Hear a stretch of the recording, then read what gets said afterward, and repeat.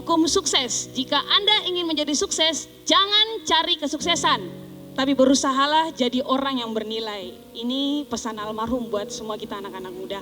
Dan beliau menambahkan, bagaimana caranya supaya kita menjadi orang yang bernilai? Caranya adalah temukan keunikan di dalam diri kita. Nah, itu yang beliau ajarkan terakhir kalinya buat kita sebagai kaula muda. Dan beliau adalah salah satu teladan kesuksesan yang Tuhan kirim untuk keluarganya dan untuk gereja ini. Generasi yang diberkati Tuhan, 3 minggu yang lalu saya sudah mencoba menjawab persoalan prediksi resesi bangsa ini. Ada di sini yang ikuti perkembangan presiden kita? Ini bulan kesempatan terakhir saudara. Kalau kita punya ekonomi masih di kuartal 3, maka kita akan masuk dalam resesi, fix. Nah, 3 minggu lalu saya sudah mencoba menjawab persoalan prediksi resesi bangsa ini, yaitu dimulai dengan memprogram kembali cara berpikir kita dulu. Karena semua itu dimulai dari pikiran, katakan pikiran. Jadi sekalipun ada ancaman resesi di depan ini, tapi mental kita harus tetap mental seorang petarung sejati, kata Bapak Gembala. Saudara, Tuhan itu luar biasa. Sebelum Bapak pergi, Bapak ajarkan kita tentang karakter. Dan Bapak katakan, mental kita harus tetap menjadi mental seorang petarung sejati. Sekalipun di depan ini ada persoalan berat. Mental petarung sejati adalah saya percaya saya akan tetap tersenyum dan menikmati banyak kebaikan Tuhan sekalipun ada rintangan di depan. Itu mental petarung sejati. Mental petarung sejati adalah saya percaya sekalipun mungkin di depan ini ada resesi, tapi saya akan tetap bisa makan dan bisa sekolah dan bisa kuliah. Itu mental seorang petarung. Jadi bilang samping kiri kanan, Anda harus punya mental petarung. Katakan amin. Yes. Nah, sekarang untuk membangun mental yang kuat, saudara, dibutuhkan pikiran yang terstruktur dengan baik. Nah, mengapa orang sulit sekali untuk mencapai puncak? Ya, kita dari bawah, dari kaki gunung mau naik nih, hiking. Ibu tinggi juga. Nah, ketua hiking, jangan lesih keluarga juga.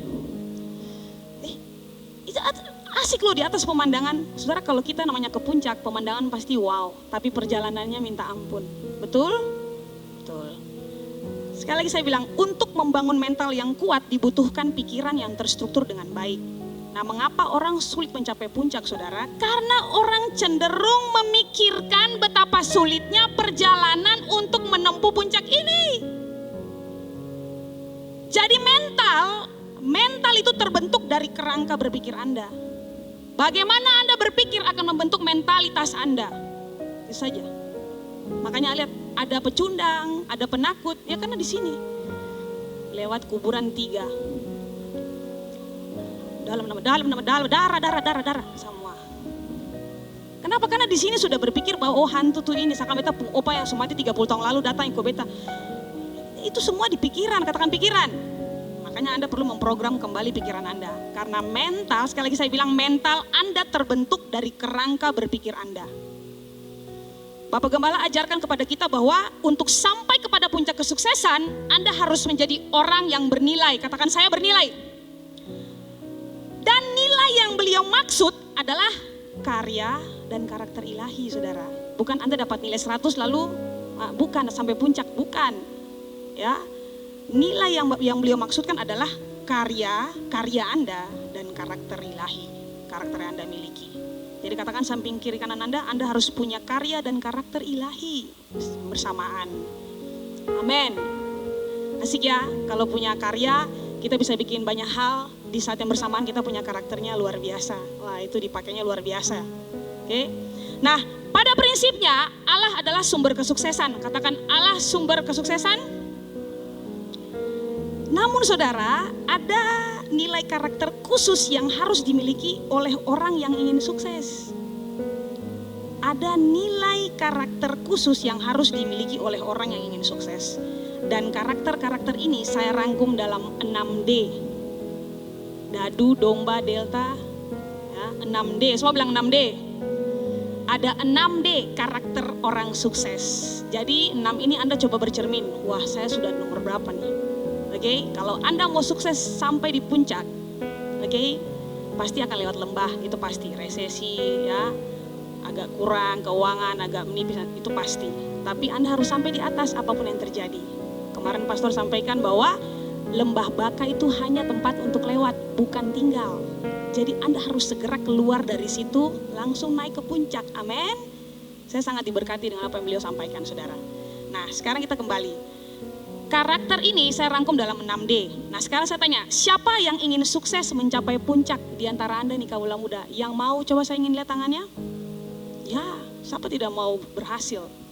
Oke, mungkin sekarang kami masih lihat Anda mungkin duduk di bangku kuliah. Tapi ke depan, 10 tahun, 15 tahun ke depan, lihat semua misteri ilahi. Oke?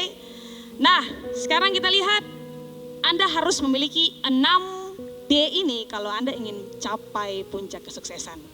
1, desire, semua bilang.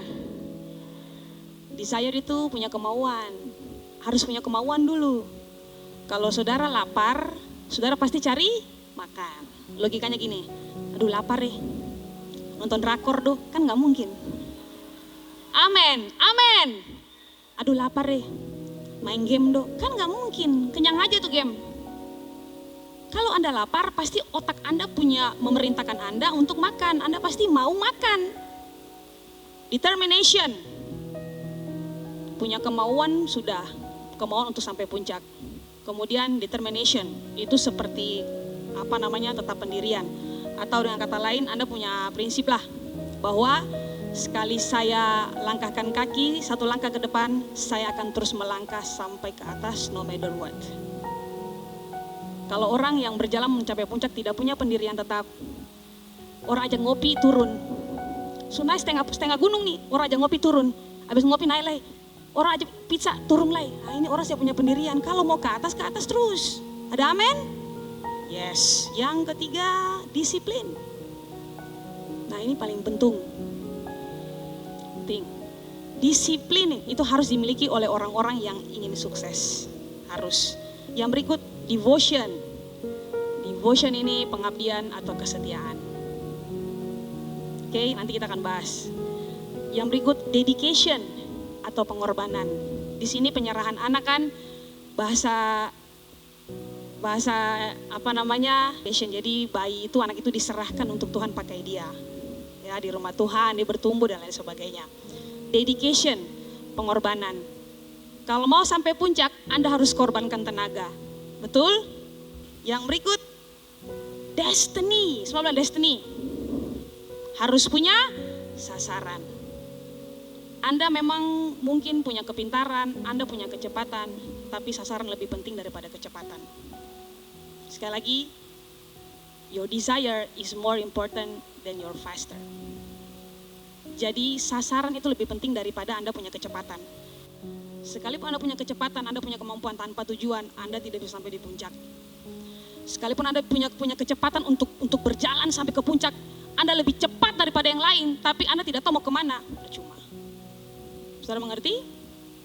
Jadi jangan bangga, jangan sombong dengan Anda punya kepintaran. Di atas langit ada langit.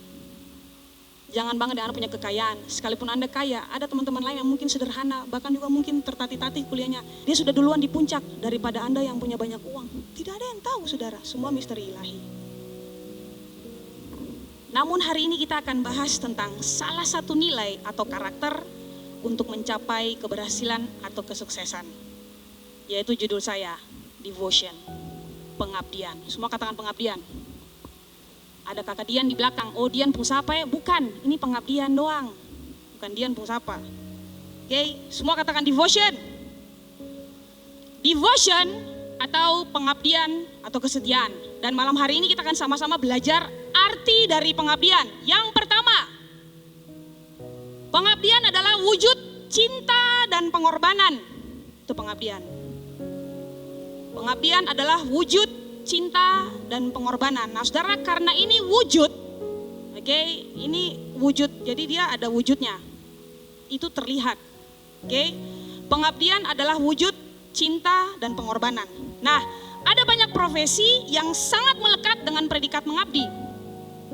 Dokter, TNI, ya kan? ABRI, pendeta. Pernahkah Anda melihat seorang tentara, dia harus pergi ke luar negeri karena tugas yang diperintahkan oleh negara. Dan terpisah dari anak dan istrinya. Dia diperintahkan oleh negara, sekalipun untuk berperang saudara, dia harus mau.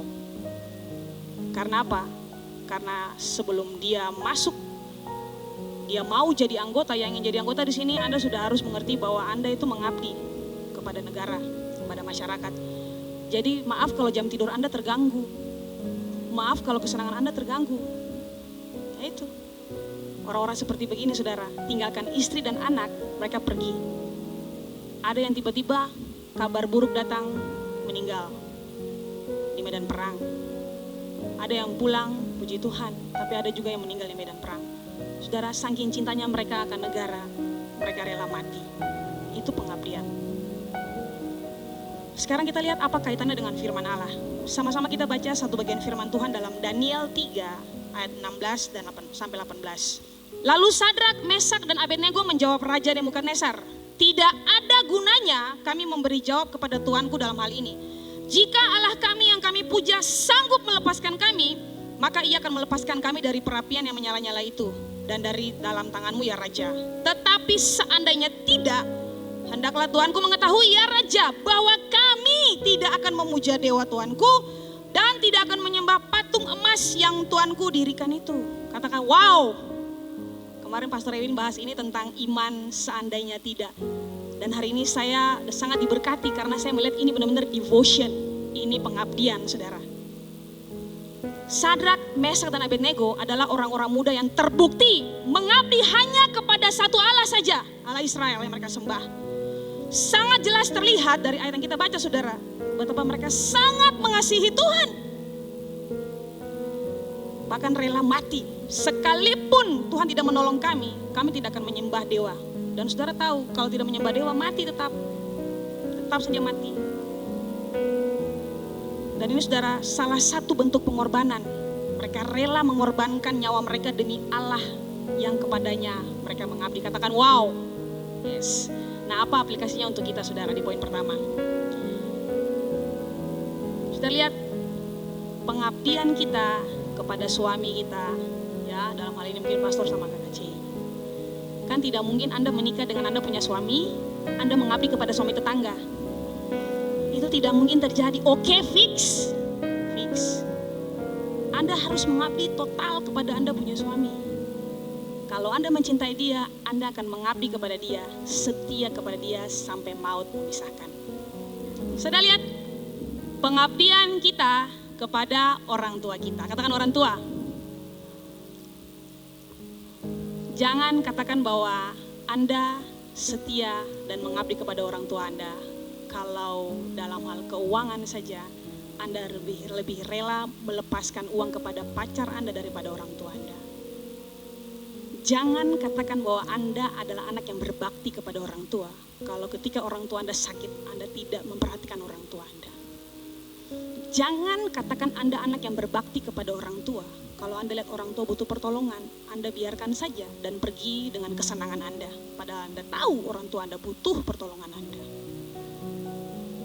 Yang namanya berbakti, yang namanya mengabdi kepada orang tua, cinta dan pengorbanan. Rela melepaskan dia punya kesenangan dan mengabdi kepada orang tua. Karena kita ngomong tentang pengabdian, kalau Anda mau sukses, kemarin pastor sudah katakan, kesuksesan dimulai dari keluarga. Buah itu pertama itu dilihat dari keluarga. Banyak pelayan-pelayan Tuhan sampai di sini begitu rajin. Ketika kami kunjungi kakak Usi, lalu orang tua mulai mengadu. Di gereja rajin pastor, sapu-sapu, tapi sampai di rumah malasnya minta ampun. Kebalik kan? Pekerjaan dan pelayanan Anda, namanya cinta dan pengorbanan. Namanya mengabdi saudara. Kalau Anda sudah teken kontrak seumur hidup melayani Tuhan di rumah Tuhan, bikin apa saja karena Anda mencintai Tuhan dan mencintai rumah Tuhan. Nah saudara perhatikan baik, pekerjaan dan pelayanan Anda harus cinta. Anda harus mencintai, Anda punya pekerjaan itu. Kalau Anda itu diberkati ketika gembala sidang, ketika hamba Tuhan berdiri tempat ini memberkati Anda, mereka melepaskan berkat itu bahan mentah. Anda harus mengolahnya dengan cara apa? Bekerja sebaik mungkin, segiat mungkin di kantor. Jangan begitu ada masalah langsung saudara keluar, jangan. Butuh waktu untuk jadi kepala. Amin. Jadi jangan karena masalah langsung keluar. Anda tidak langsung kerja setahun langsung naik jadi kepala, tidak bisa. Karena pemimpin di atas ini harus lihat Anda punya kinerja di bawah. 5 tahun kemudian, 10 tahun kemudian naik jadi kepala kantor. Siapa mau tahu? Tapi kalau begitu Anda keluar, tanaman itu ketika tanam cabut, kapan berbuah? Tanaman itu kalau Anda tanam di pot, cabut, kayak kamu tangan bagatal begitu, saya suka lihat cabut, kapan berbuah? Kalau Anda mau lihat buah, tanam situ, hujan panas, tak ada situ. Nanti pasti bertumbuh sampai berbuah, amin? Yes, dan yang paling utama, mengabdi kepada Allah. Katakan mengabdi kepada Allah. Yosua 24 ayat 15. Oleh sebab itu, takutlah akan Tuhan dan beribadalah kepadanya dengan tulus ikhlas dan setia. Jauhkanlah Allah yang kepadanya nenek moyangmu telah beribadah di seberang sungai Efrat dan di Mesir, dan beribadalah kepada Tuhan. Tetapi jika kamu anggap tidak baik untuk beribadah kepada Tuhan, pilihlah pada hari ini kepada siapa kamu akan beribadah. Allah yang kepadanya nenek moyangmu beribadah di seberang sungai Efrat, atau Allah orang Amori yang negerinya kamu diami, terserah. Tapi aku, kata siapa? Aku ini siapa? Dan seisi rumahku kami akan tetap beribadah kepada Tuhan sekalipun COVID-19. Itu namanya devotion, katakan devotion. Bukan divorce. Hey, divorce itu perceraian. Devotion. Oke, saudara, saya berdoa mudah-mudahan Anda ke tempat ini dengan motivasi yang benar, yaitu cinta akan Tuhan.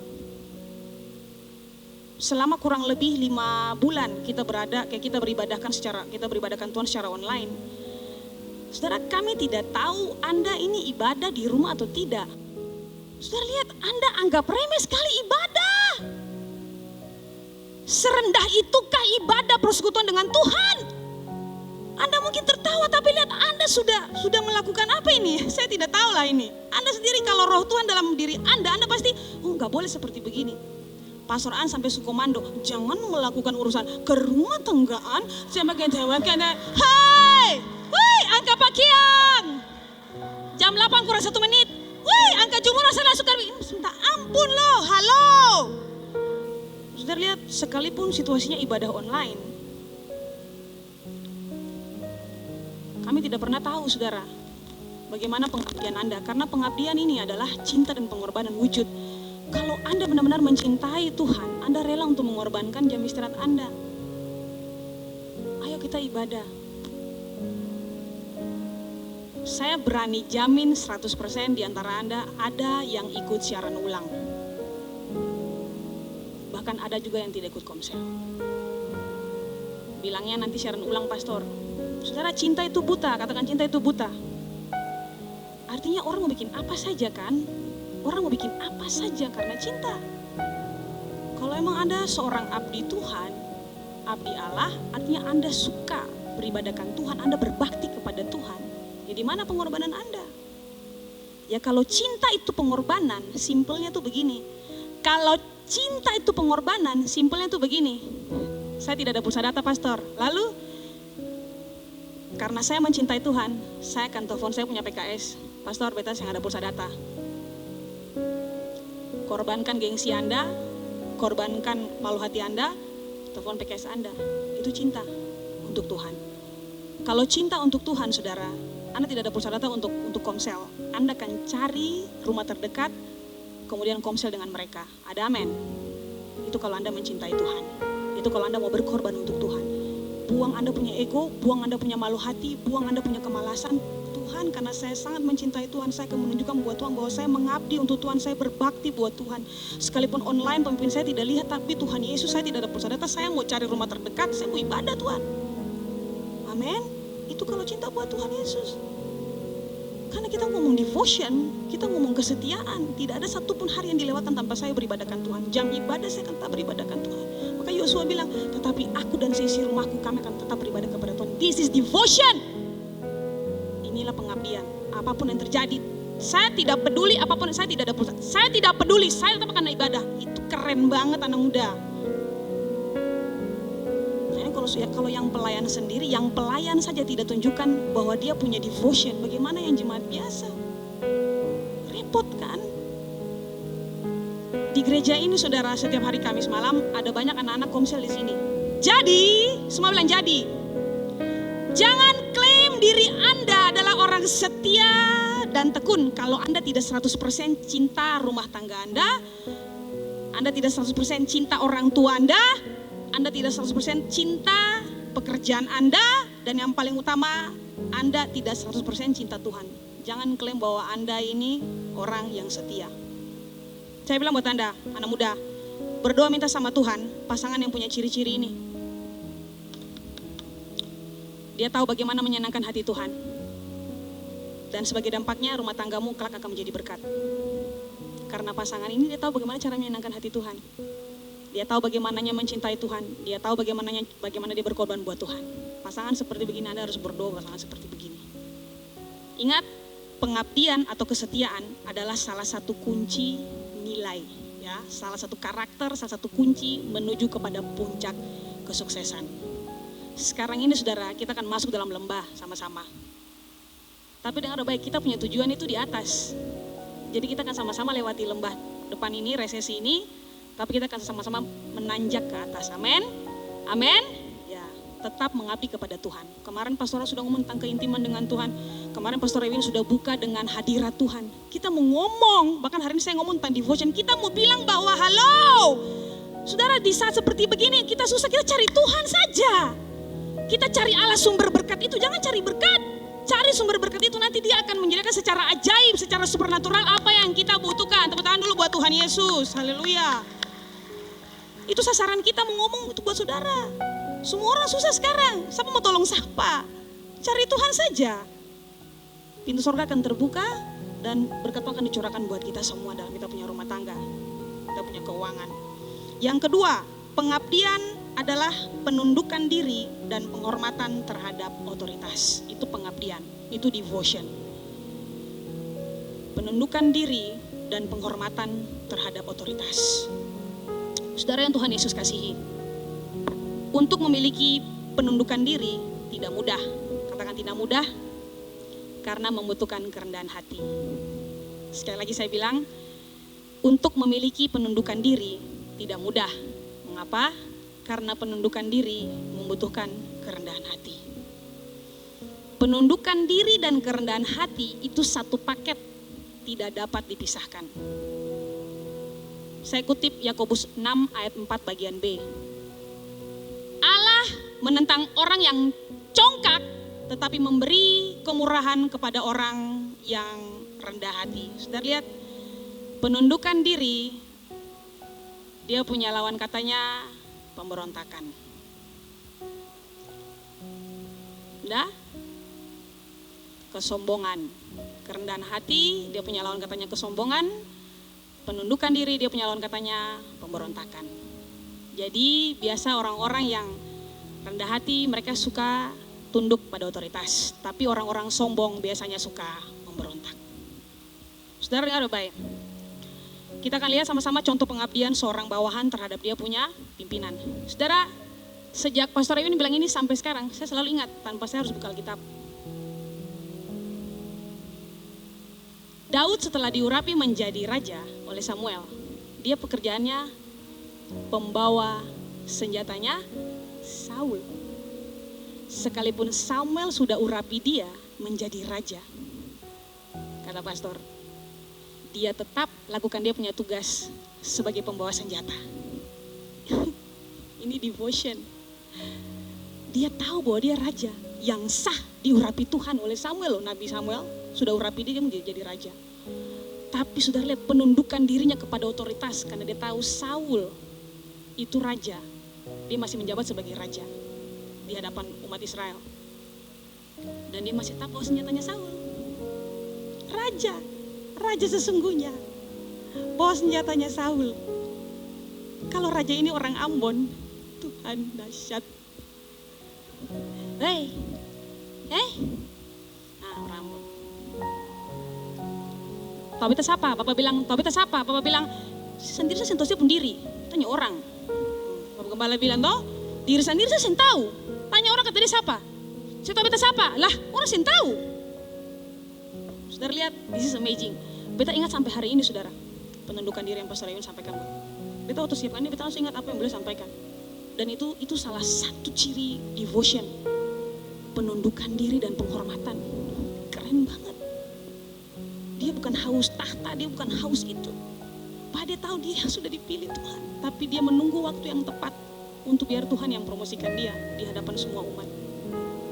Dia tetap jadi pembawa senjatanya Saul. Jadi Saul bagaimana? Daud! Ya Bapak Raja. Siap Bapak Raja, tunduk saja. Siap Bapak Raja, tunduk saja. Semua katakan keren. Itu contoh dari penundukan diri dan contoh dari penghormatan. Tapi ada juga contoh kasus pemberontakan dalam Alkitab. Tadi saya katakan penundukan diri itu dia punya lawan adalah pemberontakan. Dan kerendahan hati dia punya lawan adalah kesombongan. Ada satu contoh pemberontakan di dalam Alkitab yang sangat amat mengenaskan dia punya ending. Pemberontakan siapa? 3 orang. Korah, Datan, Abiram. Bilangan pasal 16. Pulang baca di rumah. Saudara, ini salah satu kisah yang paling mengerikan yang pernah dicatat oleh Alkitab, saudara. Di mana neraka, Seol itu saudara, itu menelan mereka hidup-hidup. Tanah Tabala masuk 3-3 karena pemberontakan terhadap otoritas Allah. Pemberontakan terhadap pemimpin. Saudara, bumi telan hidup-hidup.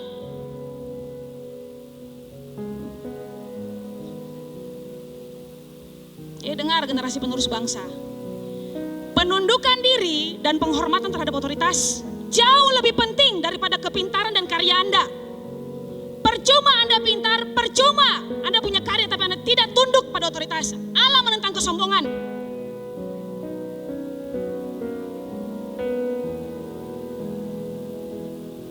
Sebelum saya bilang ini, saya sudah lewati ini saudara. Tuhan banting prak, injak. Saya ada apa-apanya. Sekarang barulah saya mengerti apa sih yang bisa disombongkan. I am nothing. Tidak ada apa-apanya. Bukan siapa-siapa. Di depan pemimpin saya, Pastor Ewin, Bapak menegur saya saudara. Beliau saksinya. Tobat dari hari itu sampai oras ini. Anda mau sombong apa? Anda punya banyak uang. Anda mau sombong apa? Bisa bikin banyak hal di gereja ini sangat bisa diandalkan. Tapi kalau karakter Anda tidak ada penundukan diri, tidak ada penghormatan terhadap otoritas, buang jauh-jauh. Anda tidak akan sampai kepada puncak. Dengar itu baik-baik. Anda katanya pintar di sekolah, di kampus, di kantor. Wow, puji Tuhan. Itu karena Tuhan. Karena ada orang-orang yang berdoa buat Anda. Anda katanya sangat diandalkan, bikin apa saja bisa. Wow, puji Tuhan, luar biasa. Anda katanya punya karya-karya yang bagus, kreatif, sangat inovatif, sangat produktif. Luar biasa, puji Tuhan. Dan hal-hal inilah yang membuat Anda ada di puncak. Keren banget, Pastor. Kan Pastor berdoa supaya kami ini pintar. Kami pintar, kami jadi ranking, jadi berprestasi, kami naik jabatan, lain sebagainya. Yes. Hal-hal inilah yang membuat Anda ada di puncak. Puncak ketenaran dan puncak kejayaan. Tapi dengar anak-anak muda. Kepintaranmu dan hasil karyamu mampu membawa engkau naik ke puncak. Yes. Tapi hanya karakterlah yang membuat Anda bertahan ada di puncak. Saya kasih contoh. Anda pintar berkhotbah. Keren banget khotbahnya. Pokoknya setiap kali kalau misalnya pastor itu khotbah, wah itu keren banget. Kemarin pastor sudah bilang, bukan khotbahnya yang dilihat, tapi buahnya.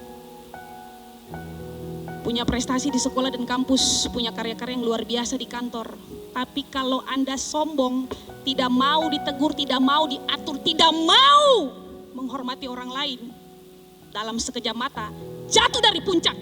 Dan semua kita tahu kalau jatuh dari ketinggian rasanya apa. Syukur kalau masih hidup, kalau patah tulang-tulang, saya tidak tahu. Kalau cacat, kalau masih hidup ya cacat.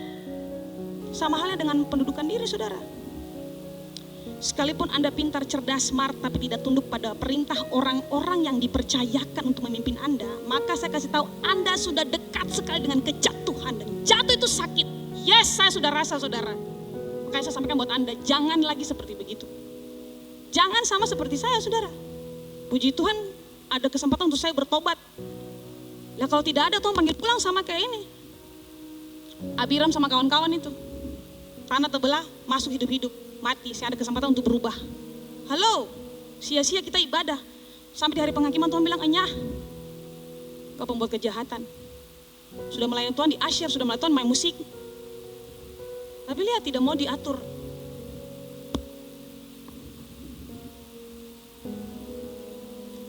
Jika Anda menyadari bahwa Anda sekarang sedang berdiri di pinggir tebing saudara,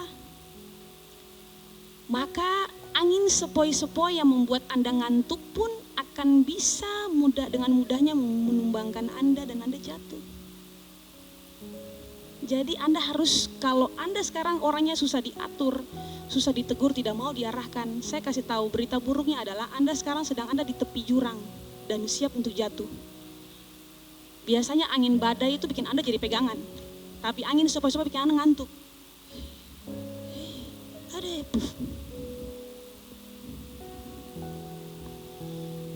Saya mau kasih tahu buat Anda tidak akan mungkin tunduk kepada hamba-hamba Tuhan jika Anda tidak tunduk pada Tuhan. Sekali lagi, Anda tidak akan mungkin bisa tunduk kepada hamba-hamba Tuhan jika Anda tidak tunduk pada Tuhan. Penundukan diri dan penghormatan kepada Allah itu dapat dibuktikan dengan hidup dipimpin oleh Roh Kudus. Nah, jika Anda tidak bisa memberi diri untuk dipimpin oleh Roh Kudus, Anda tidak akan pernah bisa dipimpin oleh siapapun.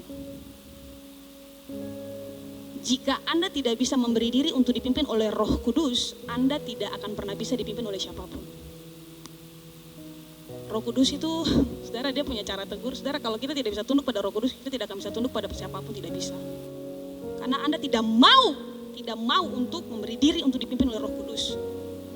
Siapapun datang sini tegur Anda, tidak bisa. Karena masalahnya di sini.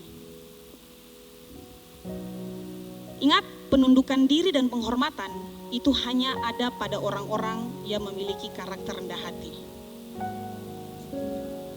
Selama Anda masih memiliki karakter sombong, Anda tidak akan pernah bisa memimpin dan dipimpin oleh siapapun. Selama Anda masih memiliki karakter sombong, Anda tidak akan pernah bisa memimpin dan dipimpin oleh siapapun. Jadi semua kita di sini yang namanya pemimpin, kita rasa ini enggak, dongkol enggak? Kalau misalnya kita punya bawahan susah sekali diatur, jengkel kan? Nah, saya kasih tahu buat Anda, orang begini tidak bisa dipimpin. Nah, Anda yang tidak bisa dipimpin, sampai kapanpun Anda tidak akan jadi pemimpin. Sorry to say. Nah, saya bilang, selama Anda masih memiliki karakter sombong, Anda tidak akan pernah bisa memimpin dan dipimpin oleh siapapun. Semua kami di sini yang membuat bernubuat buat Anda jadi pemimpin suatu saat kelak. Tapi karakter ini jadi persoalan. Semua yang kami sampaikan nubuatan itu bahan mentah. Anda harus bekerja untuk menggenapi nubuatan itu. Entah itu suami, Anda orang tua, Anda pemimpin, Anda di grup-grup pelayan, di kantor. Kalau Anda masih punya karakter sombong, Anda tidak akan mungkin bisa memimpin orang dan dipimpin. Saudara lihat kalau suami istri, kalau istri masih tetap kokoh dan angkuh, berantem terus. Suami juga sama. Jadi harus ada satu yang rendah hati mengalah, kan begitu. Jadi saudara lihat, jangan klaim diri Anda bahwa saya adalah anak yang setia dan berbakti kepada orang tua saya, kepada gereja, kepada pemimpin rohani saya, kepada Tuhan. Jika Anda tidak punya penundukan diri dan penghormatan terhadap otoritas. Ingat, pengabdian atau kesetiaan adalah salah satu kunci kesuksesan. Dan semua kita harus memiliki hal itu. Saya menyampaikan, semua kita yang mendengar, sama-sama kita semua berjuang dan berusaha. Ada amin? Dan saudara lihat, 2 poin ini merupakan arti dari pengabdian, arti dari kesetiaan, arti dari berbakti. Ada hal yang lebih penting lagi untuk melengkapi pengabdian Anda. Untuk memperlengkapi pengabdian Anda, dibutuhkan? Fokus. Karena pengabdian selalu membutuhkan fokus. Kalau saya mengabdi kepada saya punya tugas dan tanggung jawab sebagai mahasiswa, saya akan fokus untuk mengerjakan saya punya tanggung jawab. Kalau saya seorang pengerja, saya akan fokus kepada saya punya pekerjaan. Saya mengabdi di kantor, lakukan tanggung jawab saya dengan baik. Saya berbakti di kantor, lakukan tanggung jawab saya dengan baik. Saudara, di gereja ini, Bapak Gembala sering bilang, kamu orang makan dari gereja ini, mati hidup di gereja ini.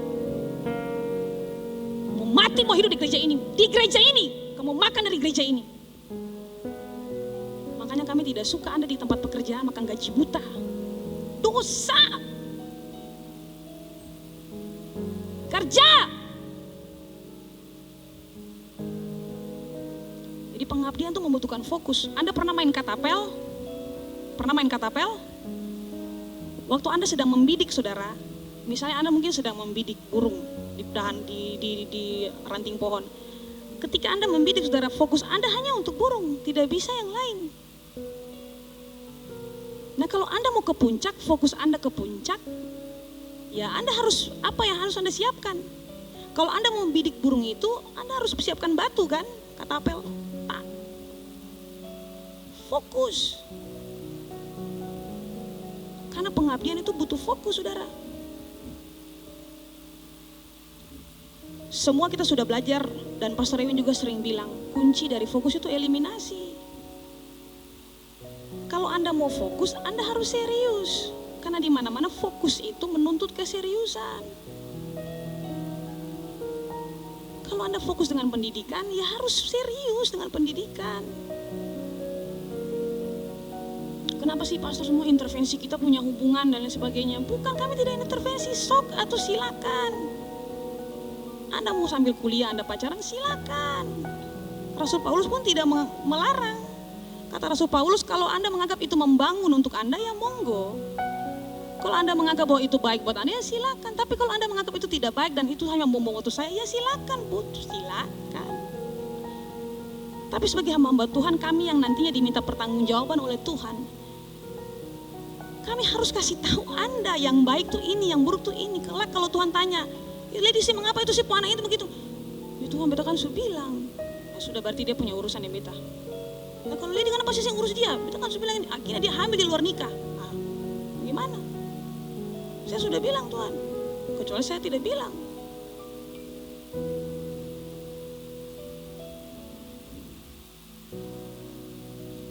Matius 6 ayat 24. Tidak seorang pun dapat mengabdi kepada dua tuan. Karena jika demikian, ia akan membenci yang seorang dan mengasihi yang lain. Atau ia akan setia kepada yang seorang dan tidak mengindahkan yang lain. Kamu tidak dapat mengabdi kepada Allah dan kepada Mamon. Saudara lihat, dari ayat ini kita bisa lihat bahwa Allah itu mau kita hanya fokus. Fokus untuk Tuhan, fokus untuk Dia yang adalah sumber berkat. Bukan fokus kepada berkat itu sendiri. Karena itu, pengabdian butuh fokus. Kalau kamu katakan kamu berbakti akan aku, kalau kamu katakan kamu mengabdi kepada aku, datang sini. Jangan cari kepeng. Cari kepeng di saat jam komsel, cari kepeng di saat jam ibadah. Anda tidur di saat jam ibadah. Jadi jangan berani katakan bahwa Anda sudah mengabdi kepada Tuhan jika Anda kedapatan masih tidak bisa membagi diri Anda terhadap waktu antara ibadah dan karir. Jangan berani katakan bahwa Anda sudah mengabdi kepada orang tua Anda jika Anda kedapatan rela meninggalkan orang tua sendiri di rumah demi kumpul-kumpul dengan teman-teman setiap hari. Mungkin sekali-sekali oke lah. Rela membiarkan orang tua terlantar sakit. Jangan berani katakan bahwa Anda sudah mengabdi kepada orang tua Anda jika Anda lebih rela mengeluarkan uang untuk pasangan Anda daripada rela mengeluarkan uang untuk orang tua Anda. Jadi kalau Anda mau fokus mengabdi dan berbakti kepada sesama Anda di tempat pekerjaan, kalau Anda mau fokus, lakukan Anda punya tanggung jawab di sekolah, di kampus, siap-siap, sudah mau sampai puncak, siap saja, sudah dekat dengan puncak. Karena Anda fokus ke puncak itu. Tidak memusingkan diri dengan hal-hal yang tidak ada kaitannya dengan saya punya tujuan ini. Saya punya tujuan ke situ kok. Jadi kalau Anda mau fokus mengabdi dan berbakti di tempat di mana Anda bekerja, maka tunggu saat di mana Anda akan dipromosikan, diangkat dan ditinggikan oleh Tuhan. Tunggu saja saatnya, saudara. Jadi kalau memang Anda fokus, Anda tetap setia dengan tanggung jawab Anda, tugas Anda, maka siap-siap Anda sudah dekat dengan yang namanya pencapaian, puncak, gilang gemilang. Anda sudah dekat dengan yang namanya ketenaran, sudah dekat dengan yang namanya promosi, saudara. Kita nggak kejar hal itu, enggak. Itu bonus dari Tuhan.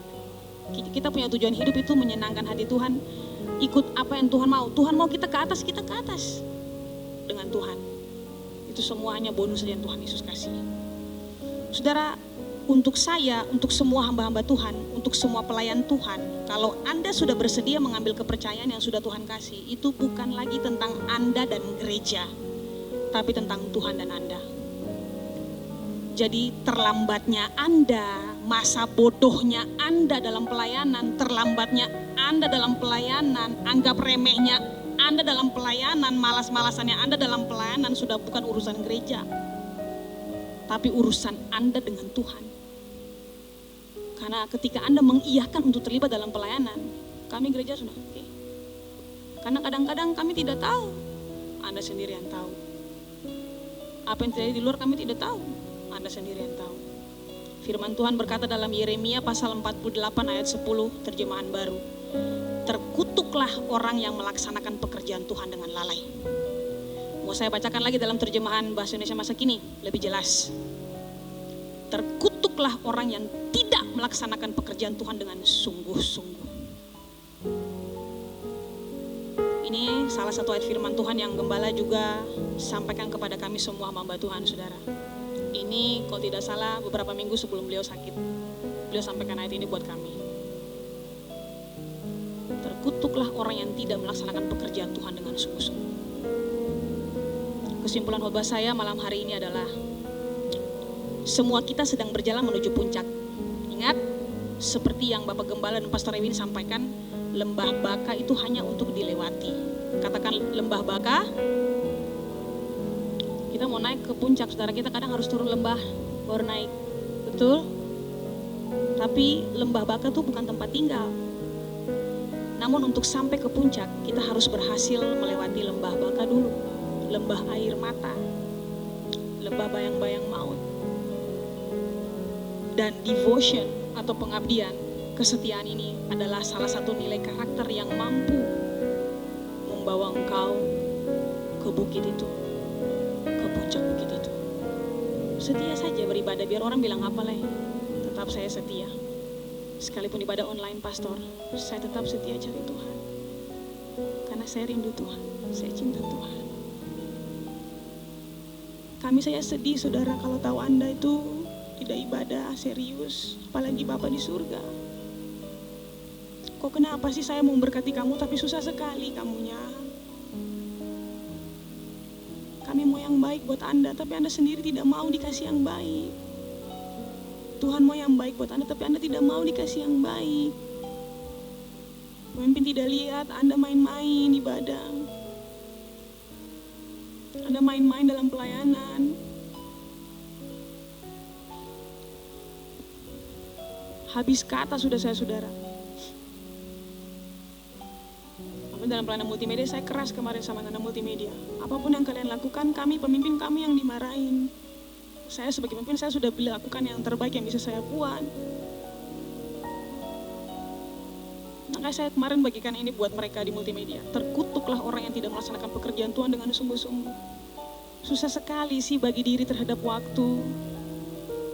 Waktu itu masa kita kalah terhadap waktu? Kita harus kalahkan waktu, guys.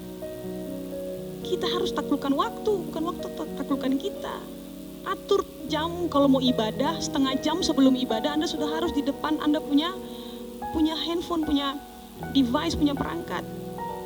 Setengah jam sebelum Anda sudah duduk mandi, sudah duduk bagus. Saya salut dengan orang-orang tua justru, saudara. Mereka beribadahkan Tuhan, selayaknya mereka ke gereja. Mandi bersih, rapih, Selayaknya mereka ke gereja, mereka sangat menghormati Tuhan. Sekuat apapun tenaga yang engkau keluarkan untuk melawan keinginan dosa, sekecil apapun bisnismu saat ini, seletih apapun engkau berjalan menyelesaikan pendidikanmu, sekuat apapun engkau berusaha untuk bekerja, sekeras apapun engkau buktikan kepada orang tuamu bahwa engkau bisa jadi yang besar di kemudian hari, saya mau katakan engkau lebih dari bisa untuk sampai di puncak itu, saudara. Tidak ada yang mustahil bagi Tuhan Yesus. Amin. Tepuk tangan dulu buat Tuhan Yesus. Don't only wish for it, but work for it. Do not only wish for it, but work for it. Jangan cuma berharap saja, kerja untuk dapatkan itu. Just do it. Saudara tahu kepanjangan do it? Kepanjangan do it adalah don't quit. Jangan berhenti. Just do it. Don't quit. Jangan berhenti. Lanjut terus, berjalan terus sampai puncak. Anda sudah dekat dengan puncak. Jadi berjalan terus. Jangan berhenti. Bilang buat orang samping kiri kananmu, just do it. Dan semua yang percaya katakan, amin. Semua sama-sama dengan saya kita bilang just do it. 1, 2, 3, just do it. Haleluya.